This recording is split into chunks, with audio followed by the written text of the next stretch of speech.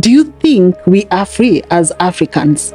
Not really. We have the unfinished business of decolonizing economic structures. Yes, we have our own territory and our flag and our national anthem and football teams and all of that, but that's one particular aspect of sovereignty. But if you don't have food sovereignty, if you don't have energy sovereignty, if you don't have technological sovereignty, then you don't really have full independence. Now, the African Union is mostly funded by the European Union and other donors. So if our core decision-making Pan-African process is funded by our competitors, let's call them, right? Why do we expect them to fund the very core things that will make us less dependent on them, that will make us truly their competitors? And in some areas, in the long term, we may actually dominate. What's the greatest lie that has been told about Africa? Africa is poor, right? Africa is not poor. If Africa was poor, we would never have been colonized. Nobody would ever, set foot here to extract anything. Africa is extremely rich. That's precisely why colonial forces have never left economically.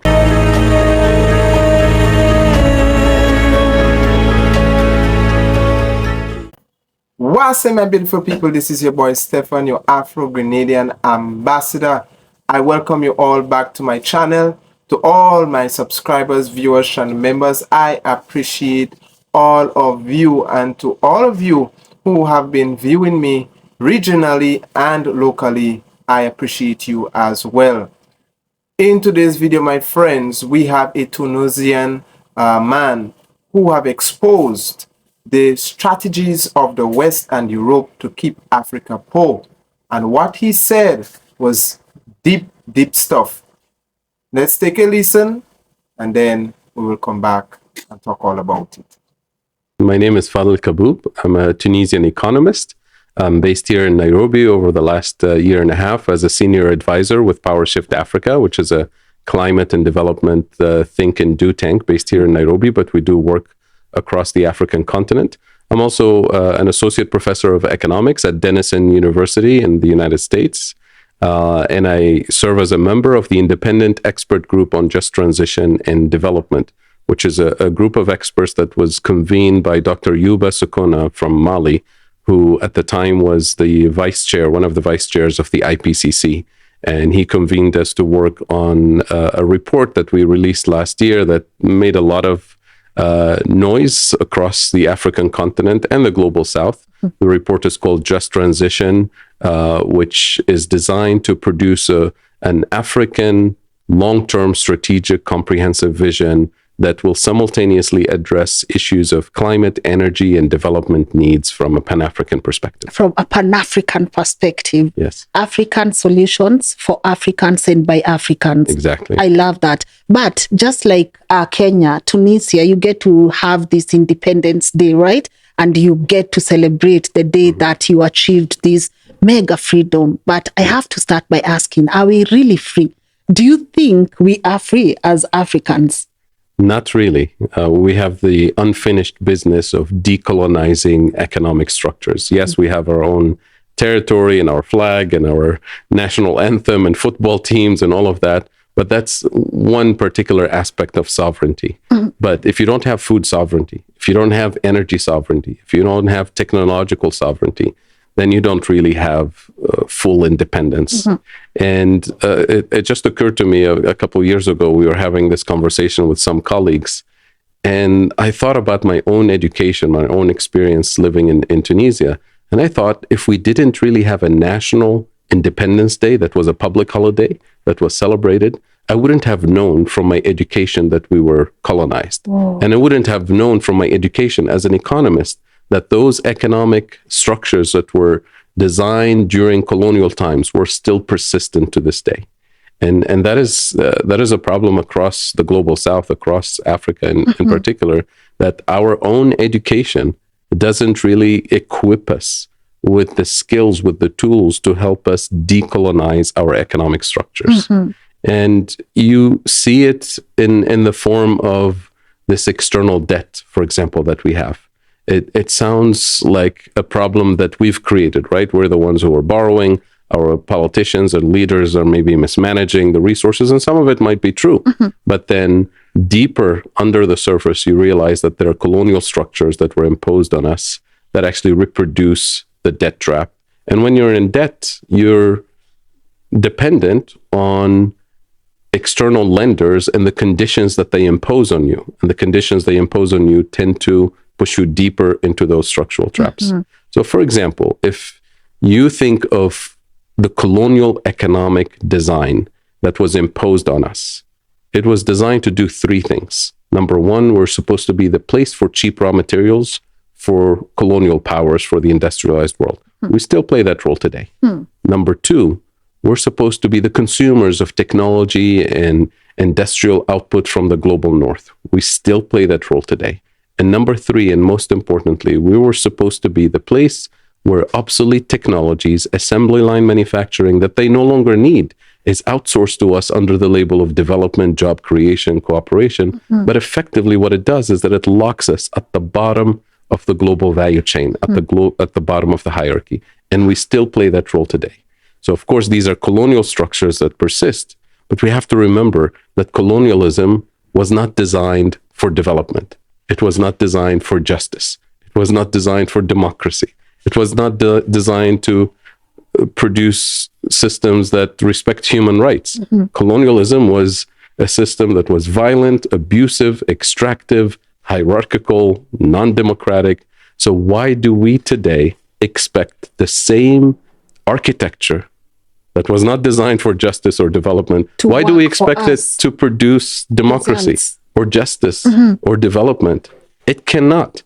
And that's why we always say in the context of climate discussions, we say we can't decarbonize a system that hasn't been structurally and economically decolonized yet. Similarly, we can say we can't democratize a system that hasn't been structurally and economically decolonized yet. Because you can have the most, progressive constitution, the most transparent elected officials, the most transparent elections and everything. And then you elect your cabinet. Now they're in office and they're sitting and they're supposed to deliver the mandate that their people have asked them to deliver. And they realize that they can't because the number one priority on their budget is to pay interest on the debt. So they're in a debt trap. So by the time you prioritize all the basic necessities that are part of a global economic architecture that is extractive, there's nothing left in your budget. There's no fiscal space to actually meet the democratic mandate. So you have two choices. You either throw democracy under the bus and ignore your people's aspirations and continue on the same path of colonial extractivism and post-colonial extractivism, or sit down and start to struggle with the existing structures. You may even have to default on paying the external debt so you can actually meet the needs of your people. And I love that you've just given us a summary of it all, but could you now break this down for us? You've mentioned food, you've mentioned manufacture, you've mentioned so many things. Could you please break it down for us in a way now everyone in Africa gets to understand this? Absolutely. So we start with the symptom, which most people focus on, which is debt. And yes, we have major problems of external debt. And here I emphasize it's debt denominated in dollars and euros and foreign currencies. The source of external borrowing, the source of that debt crisis can be identified in three basic areas across the African continent. Number one, food deficits. Number two, energy deficits. And number three, manufacturing value-added deficits. And I'll explain each very briefly in language that everybody will understand. Food deficits. Today, Africa, according to the United Nations Conference on Trade and Development, the latest numbers we have, Africa imports 85% of its food. 85% of our food comes from outside the continent, when less than 100 years ago, during colonial times, we used to be the breadbasket for colonial powers. Absolutely. So that transformation didn't happen by accident. It was by design, intentional design. And it was as soon as we started to gain independence in the 1950s and early 60s. To be more specific, in 1955, when the Europeans were meeting in Rome for the Treaty of Rome, the foundation of the European Union, they said, we have a problem. We have a food sovereignty problem. We're so dependent on the colonies. So they decided to start investing in their own food sovereignty. In 1962, they introduced the European Common Agricultural Policy, which is a heavy agricultural subsidy system to prioritize the production of core crops in Europe. So maize, wheat, soybean, the core crops that every society needs for its survival, essentially.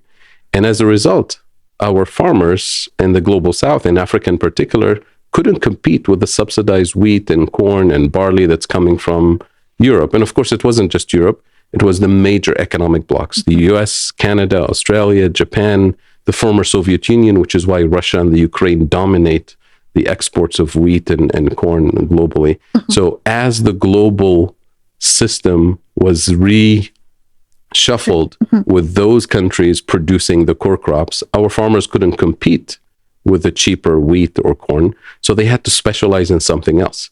So we started specializing in cash crops for exports: coffee, tea, tobacco, cocoa, all the tropical fruits and every complementary food items.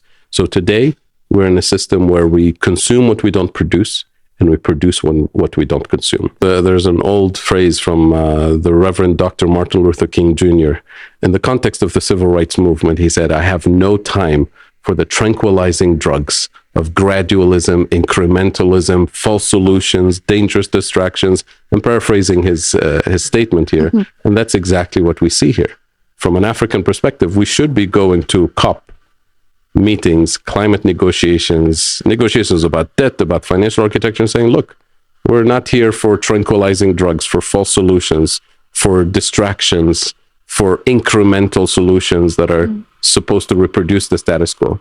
Do you think these organizations listen though? Do you think World Bank, IMF, they listen to the concerns? We just came from a very, very dark period here in Kenya where citizens were, we don't want these loans. We actually don't benefit from these loans. Sure. And then months later, when things are a bit calming down, you realize IMF has rolled out another loan to the government. Do they listen? And were these institutions formed to benefit us as citizens? Well, look, the IMF, the World Bank, they're part of a global economic architecture that was designed during colonial times. The United Nations itself was designed during colonial times, right? For a long time, the UN had less than 50 member states because the rest of the world was colonized. So it was the colonizers who established the UN, it's the colonizers who established the World Bank, the IMF, and who dominated the creation of the rest of the economic architecture. So an economic architecture that was not designed by us, that was not designed for us, why do we expect it to deliver justice for us today? Yes, guys, so I will have to end it here because time is already against me. But there are some things that I would like to reiterate that our dear Tunisian brother have mentioned, which I deemed important. Now, this is a man that is on the global stage with global leaders who is always there and he's seeing what is transpiring. And what he's mentioning is not something randomly, but it is something that he knows. He knows what he's talking about. Now, one of the things that he mentioned is that this is what we want as African and Caribbean people. We don't just want flag. We don't just want, a name that is bearing independence when we are not truly independent. What we want as African and Caribbean people and the Black diaspora at large, we want African solutions that is set for Africans by Africans. And I mentioned the Caribbean with Africa because I want you to know, brothers and sisters, Africa cannot move forward without us here in the Caribbean and the diaspora. Because we understand, we were westernized, we grew up in the westernized system, and we understand how the Western imperial powers operates. We have a pretty much more clearer understanding of how they operate because we are here on the other side of the world. We are all educated by Western education. And without Africa, the diaspora in North America, South America, and the Caribbean islands, as Africans, the continent will not be able to move forward. That is why we have to fight more than ever for straight flights so that we can bridge that gap, so that we can actually come as one, physically as well. That is what we are fighting for. Now, some of the things I would like to reiterate quickly is that the decolonization of the education system that our dear brother mentioned, and that is so true, that we in the first steps in breaking free from colonization, in being a sovereign people, a sovereign continent, a sovereign diaspora, we have to decolonize the education system that was imposed upon us, especially here in the Caribbean. We have to start reforming the things that are told to us in the books, because most of the history, most of the things that have been taught to us in the books are all lies. They are all by design to keep us at a certain level that that they want to keep us in. And we have to start, just like, take example from President Captain Ibrahim in Burkina Faso. He is one of those African leaders that have started to decolonize the system, the education system of the French or France, and he start implementing back the African values, the African morals, the African education into the system, the education system of Burkina Faso, and that is highly appreciated. Unless we do not decolonize ourselves from what was taught to us in the book, we will remain brainwashed, because I believe the education system that the imperial powers have imposed upon us are one of the things that is keeping us from developing, that is keeping us from being developed and also brainwashed. Number two, he talked about food sovereignty. That's another thing that our leaders have to start tackling. We don't just want sovereignty. Don't tell me I am independent because I have a flag and and that's it. I can sing the national anthem. I have my own national pledge. That is not what, this is part of it, but that is not what makes us sovereign. What makes us sovereign is when we have sovereignty, we have control over our own food, what we eat, because a lot, especially in the Caribbean, mostly 98 or 99% of the time, we import those genetic foods from the West and Europe. And the foods are making us, this type of food are high in chemical, and they are making us sick. They are making us sick. And that is why they are making so much money in the health system, because even our health system needs reformation. The more they know that when they give us this food, we get sick, and they become rich because we have to go to the hospital, we have to go to the doctor, and they give us medication sometimes, and those medications sometimes make us even more sick. And so we don't even know what we are putting in our body. They write up a prescription for us. You need to take this, you need to take this blue pill, and most of the time they have big names to it, attached to it, and we don't know what is in them. What is it we are putting in our bodies? So our food, we need food sovereignty. We need to decolonize the food system that we are under. We need to find ways in consuming what we grow and growing what we consume. Another thing he described is being a developed nation. Africa, he said, one of the biggest lies that have been told about Africa is that Africa is poor, and that is a lie. We should know by now that is a lie. That Africa, and I thank God for social media, even if it is controlled by them, social media platform is controlled by the West, I still thank God for it, because this platform has bring awareness to many of us about Africa, that Africa is not what they used to portray on television. I am even surprised myself to see how well developed some African countries are. Well, not some, most African countries are. You know, the cities and all of these things. Because there are certain places here in the Caribbean we cannot compare to Africa. We are no match. You know, we have to respect certain places in Africa when it comes to the Caribbean. And so Africa is not poor. And he said, you know, as he said, that is a lie. Africa have always been a rich continent. They have always been a rich continent, but it is the structure. It is all by design to keep Africa poor. So, you know, we would always bear the name developing third world nation. How can a continent that is so rich in minerals, even the colonizers themselves don't even want to let go of? They, you know, everybody wants a piece of Africa. It tells us that Africa is not poor, because if a place is poor, why so many nations are running there?